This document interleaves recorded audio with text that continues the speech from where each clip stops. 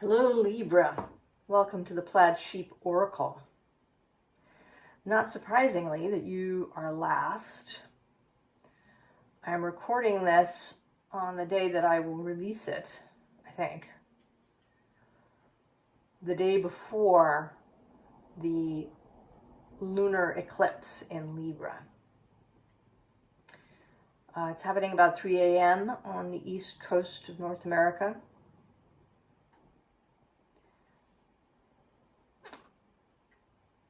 And it will be at about 5 degrees of Libra. Now, sometimes, astrological events get hyped up, right? We get excited about each new aspect, each new transit. And there are 2 sets of eclipses every year. And generally, we don't have major events happening in our life every year necessarily. Be a very dramatic kind of life. But there's something about this set. And it may be for me because it has both the lunar eclipse and the solar eclipse on April 8th are conjunct planets for me. So it may be that I'm really feeling it. And perhaps you are too. Perhaps you too have some planets that are either will be conjuncted or squared or opposed. I think it is, right? It's less likely that it's a trine, although, sometimes trines can result in dramatic action because the energy is flowing so free and fast.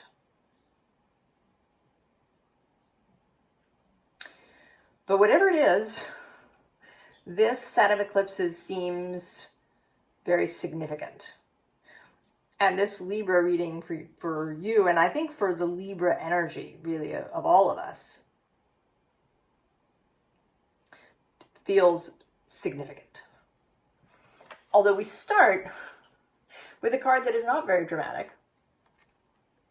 This Willow Spirit, flexibility. And I think this is actually the first piece of advice. Remain flexible. Remain fluid.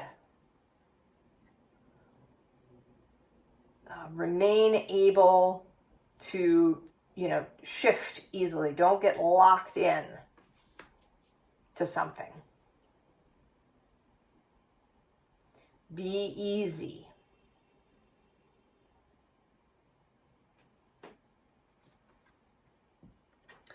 We have this 6 of Aether, and I think this is you, Libra. You're moving. You are moving through your life. You are moving in a positive direction, feeling more optimistic, feeling perhaps a sense of anticipation about where you're going. And you appear here as Justice right below.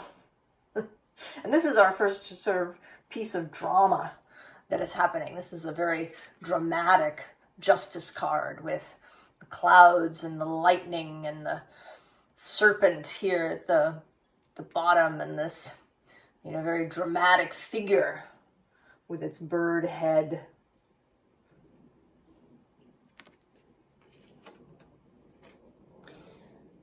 And this, right, is behind this. So while things may look, kind of nice and steady, and you're making your way, there is this dramatic feeling underneath. And we see that too with this unseen underlying of the 10 of combustion. This is the 10 of wands, the 10 of fire.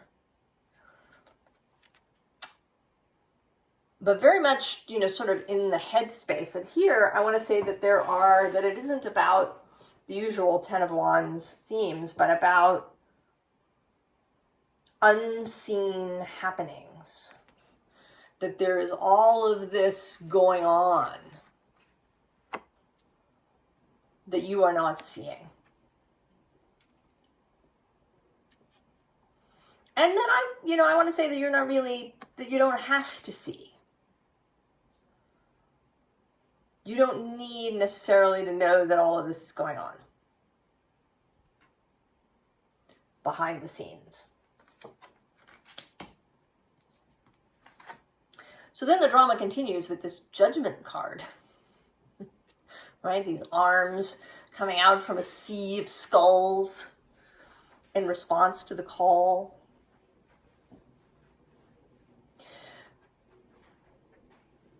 So there may be more people, perhaps people who you know who have up until this point maybe not been interested in these same things that you've been interested in spiritual subjects, in perhaps a different way of seeing, a different way of living. But now this call is coming. This trumpet blast that is going to call some of these people.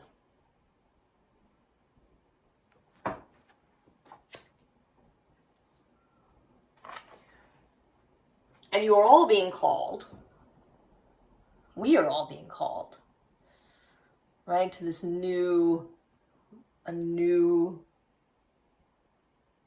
way of being, I want to say.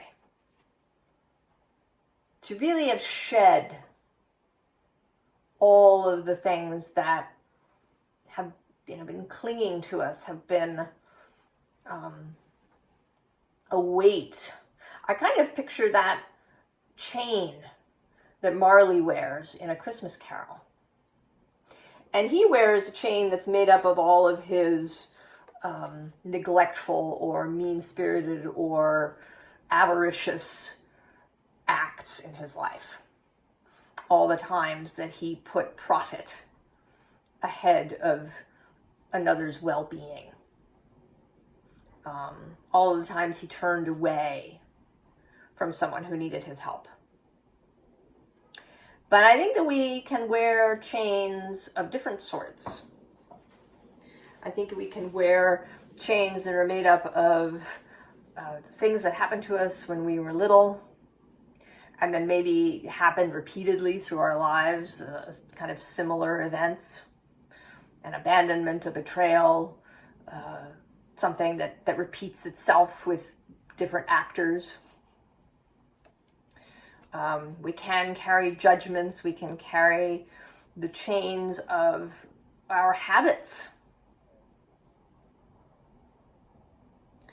And we're being invited to drop those chains. And this energy of this eclipse tunnel, or eclipse space. I say tunnel, it's habit, but I don't really like the idea of tunnel. Eclipse wormhole, maybe.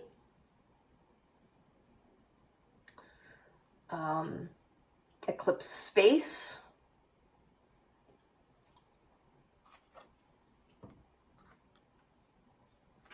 And then there's the King of Tentacles, who I want to say is part of the call. This mastery of the watery realm. And I think that includes emotions, it includes consciousness, it includes water itself, which you may have heard me talk about as a very mystical being, water. That water here is connected to water everywhere.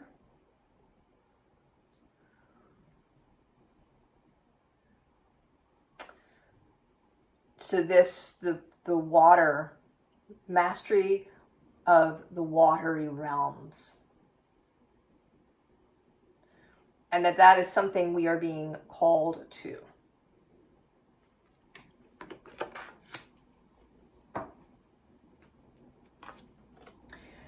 And that sort of continues here in this bottom, this unseen underlying, that's marine life, and it says richness. And I actually had this deck for a little while before I realized that there's this woman at the center, right? This woman with coral or anemone hair here at the center. And I think we haven't entirely realized or entirely felt that this is us in this rich, watery realm. That we have this ability, right? He is down here with us. And we just haven't known it. It's been hidden from us.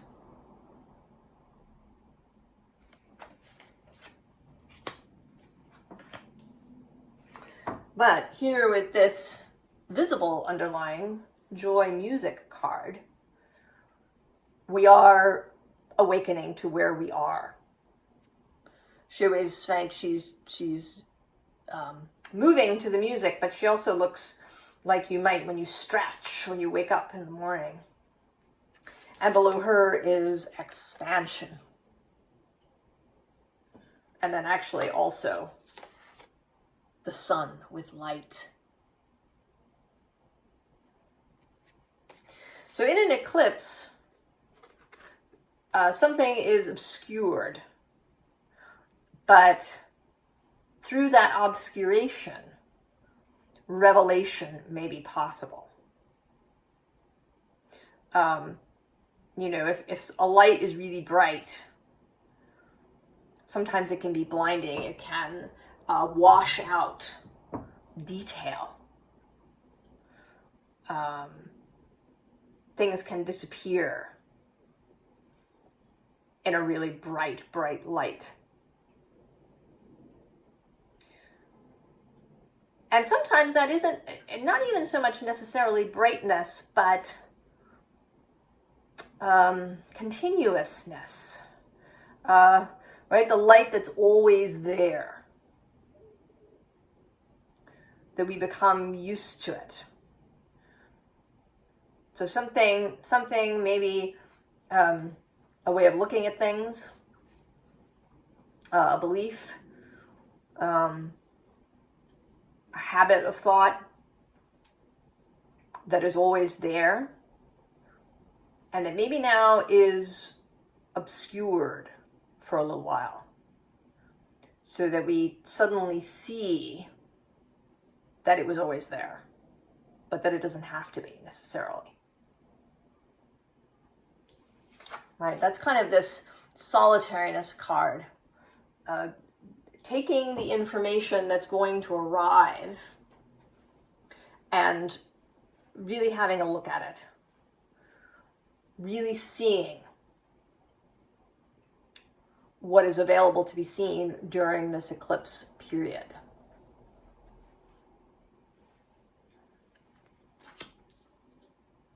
And keeping your own counsel. I use that phrase a lot. But there's so much input, so much information from all different directions.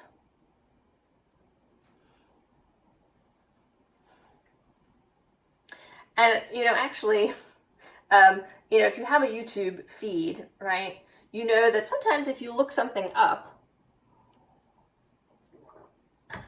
maybe something you haven't checked out before, the algorithm will suddenly deliver all kinds of stuff related to it, whether you wanted it or not. And I'd been, sort of saying, no, I'm not interested in that. No, I'm not interested in that. And then I realized, right, that I was resisting. I was in resistance to these things. So, of course, I was just going to keep getting more of them. And even ones that I've rejected, where I'd said, no, I don't want this channel, were reappearing. And I realized that the deal was not, right, to ask, right, to ask for what it was that I want, to turn to what I want. Even in something as simple as the YouTube feed.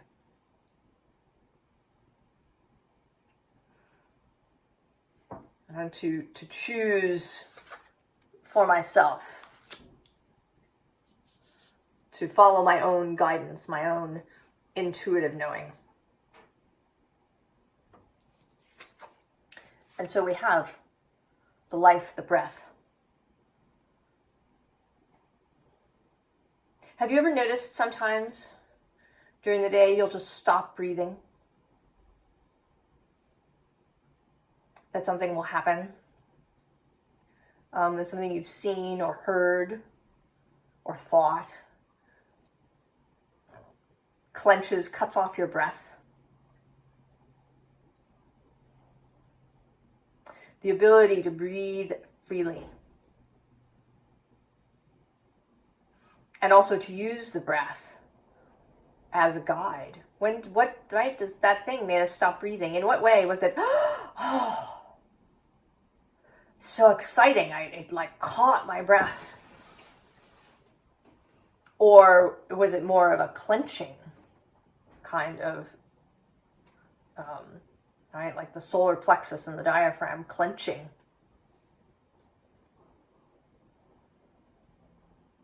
The breath as guide, the breath as opening.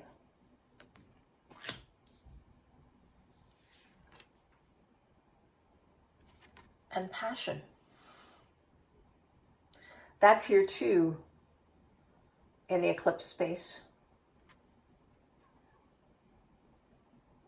Seeing the whole world, right? That eyeball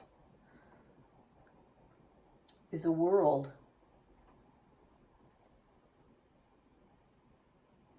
The earth in the eye, right? And the eyelashes are trees.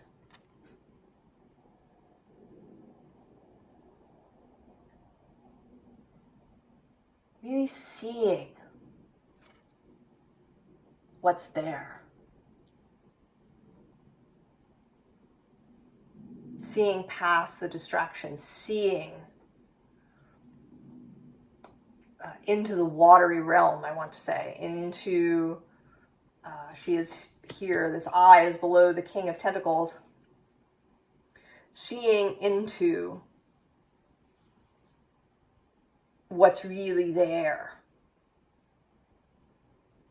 I mean, maybe not, not all of us literally see in that kind of clairvoyant way, where we get a picture in our mind. It may be more about a feeling or, a very clear idea that comes through. Or it could come through as a feeling in the body. Or music or song that conveys what's really there.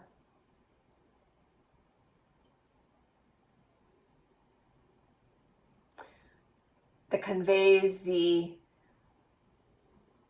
energy that runs through you, that is you, that holds you, that is calling to you.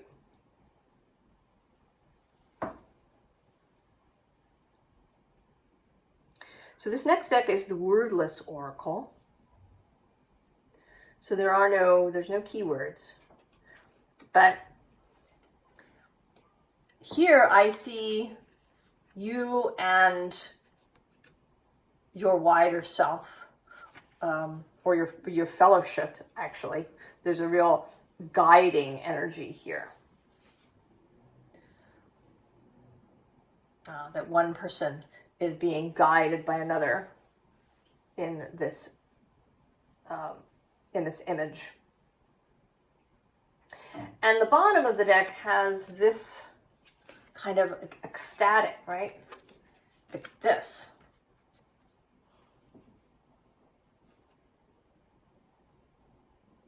It's the awakening. the awakening and the willingness to dance to this music. Right? That's a quote everybody knows. They were thought mad by those who could not hear the music.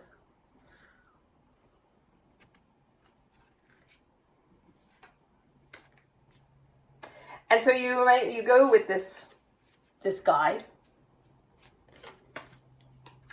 and they lead you here. This card has been coming up for me a lot, especially when I first got the deck. It showed up several times in personal spreads. And there can be a sense of foreboding, right? Of a risk being taken to enter, to walk through this portal, across that threshold, and into this space beyond. You can't really see what's there.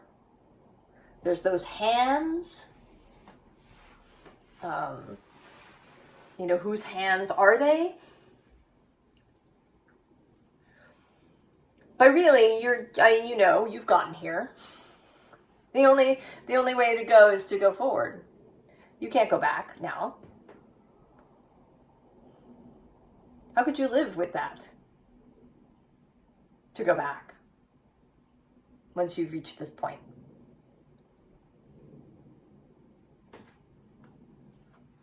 The good news is that it's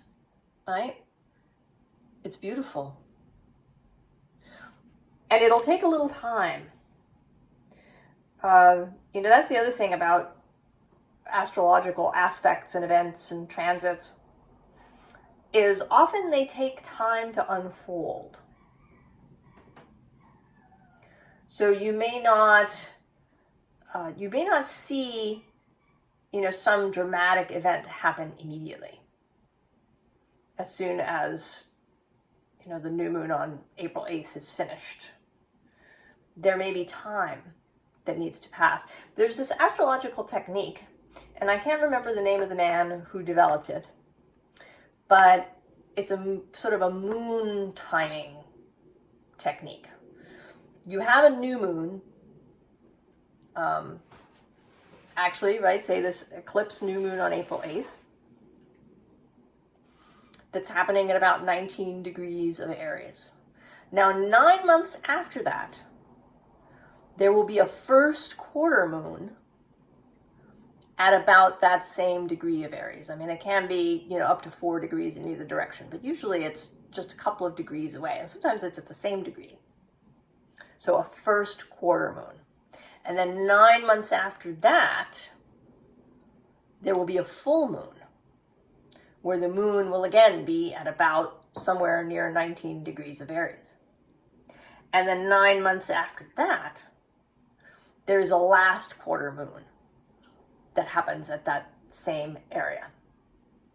So there's this, the activation of that degree in Aries by the moon over the course of 27 months. From beginning to end. And sometimes we can see something unfold through those 27 months. Right? It begins with the new moon. There's an initial unfolding with the first quarter. Then maybe it reaches some sort of peak at the full moon. And then it kind of comes to some level of completion. Because some things, of course, unfold over much longer. But, so there's this, this kind of cycle that happens with moons, if you use this technique. And this may happen with other kinds of astrological aspects as well. So, it's going to take some time. You're going to get in your boat, and you're going to go. But eventually,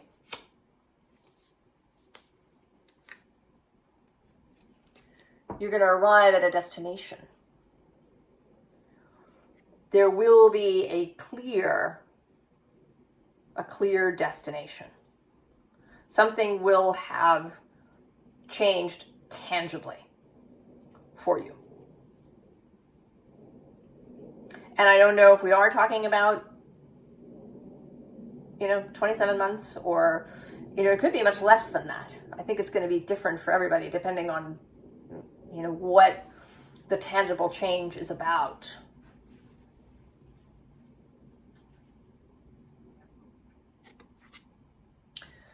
But there will be, right? There is a destination.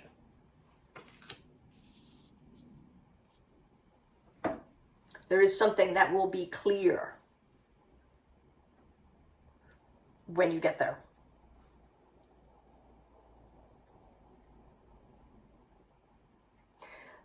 And in this space,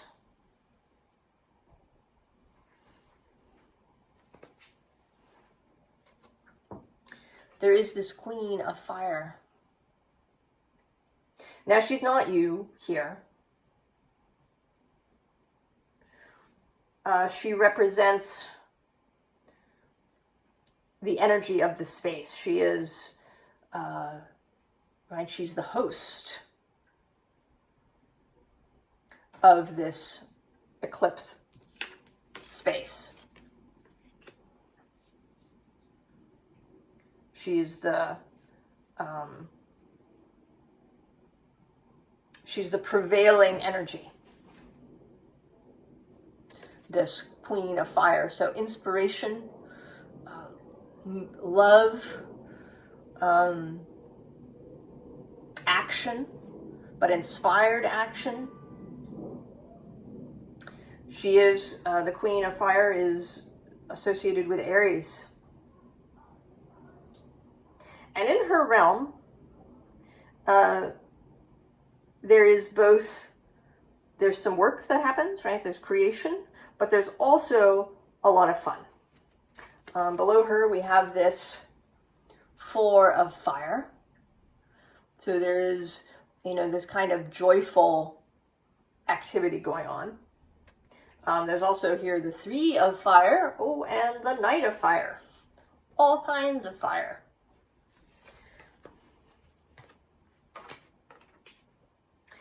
And at the basis, we have the Magician, and then this snake reappearing. Actually, in several places, right? There's a snake in this Knight of Fire as well. There was a snake at your feet in the Justice card. Another representative of flexibility. The ultimate flexibility. Right? Hundreds of voluntary muscles allowing the snake to move across all different kinds of landscapes and shapes. And this magic of creation. And then we have the Seven of Fire. This person who is in communion, in creation, in dialogue with perhaps the more difficult parts of the self. The shadows are not banished in this realm. They are welcomed. They are honored members.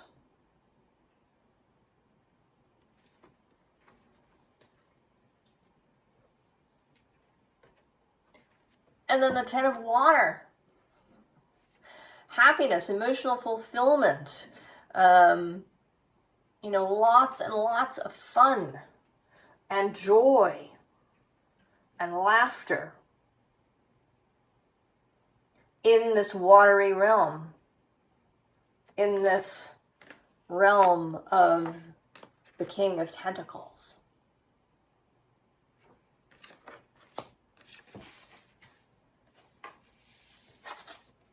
And the Knight of Water, romance, love. And I mean romance in its full sense, not just in the romantic lover kind of way, but the whole romantic movement.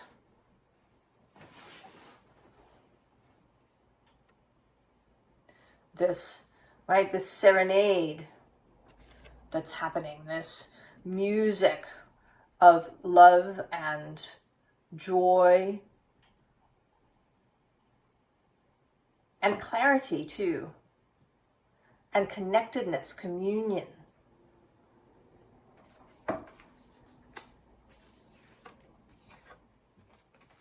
And then the Six of Fire, I think, here showing up with this eclipse right behind her. This total solar eclipse happening right behind her in this field of sunflowers.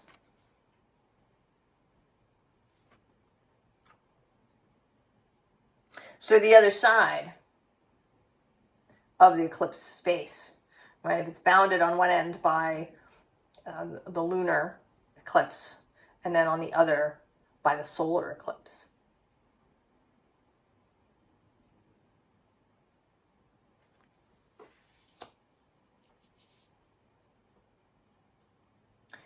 So what is the advice? First of all, the snake, the serpent, all of his flexibility. This says knowledge, healing. I would add wisdom, the ability to shift and move easily, the ability to move across, you know, horizontal, vertical, solid, liquid spaces. The ability to shed skin when that is required. Right? Snakes shed their skin many times in their lives. The bottom of this deck has risk.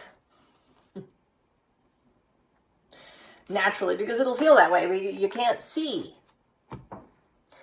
And the energy is going to be intense, I think, Libra. Maybe not for everybody in the world, but for some, the energy is going to be intense. Below the serpent, we have the wind fairy. Your element of air. You do have, that is part of the gift of Libra, is intellect, harmony, language, art, beauty, the airy side of Venus.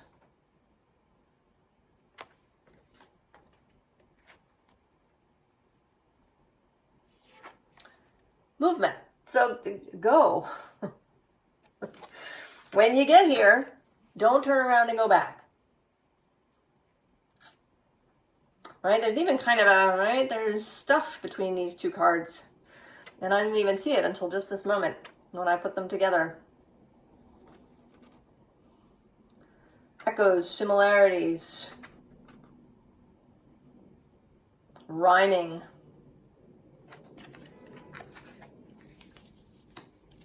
And then, of course, trust. You knew that was going to show up.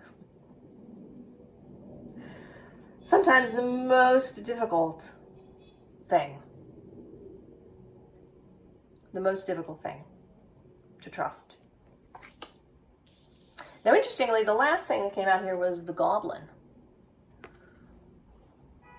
And I drew an extra card to ask for a little clarity on the goblin. And what I got was the cat, which says independence, healthy boundaries.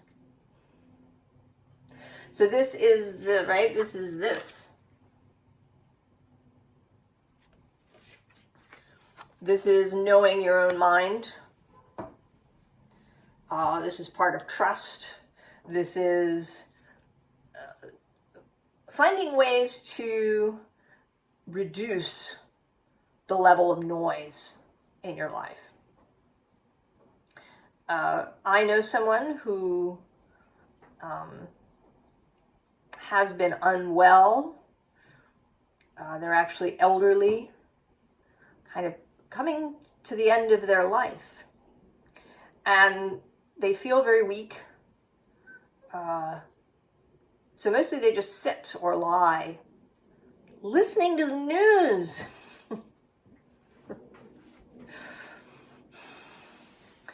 And they see it as their connection to the outside world. And I just, I wanted to lay my head on the table and say, no, right? That's only one tiny sliver of the outside world, is what shows up on this news channel. And I was there with them for a while, and as one would expect, most of it was depressing and pessimistic and dire. In fact, I think that word was used, actually,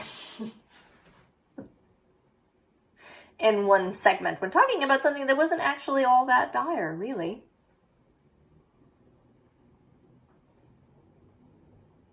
So finding ways to clear that out.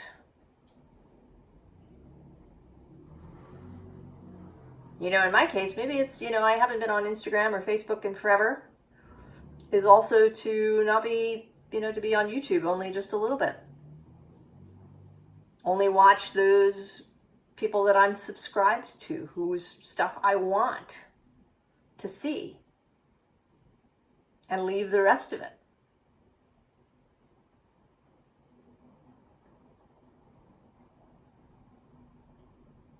And if, the people I'm subscribed to don't have a new video, I close the computer and I go do something else.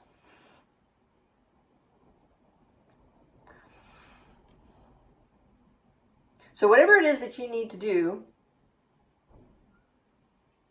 to clear your mind, to be able to see and hear, to hear the call, to see, all these things that exist in this eclipse space. And, I was noticing that, a lot of the decks that came out are the very dreamy, ethereal, symbolic, fairy-related decks. I think that actually tomorrow I may do a fairy reading about the eclipse, because I believe that they have some message they want to deliver about this space. Anyway, I'm starting to ramble now, so I'm going to stop. And I hope that this is inspirational for you, that you're going to look forward to this, that you're going to be excited about taking the risk. Libra, I feel a great sense of anticipation, and I hope that you do as well. I wish you all the very, very best, Libra, and I will see you next time. So long.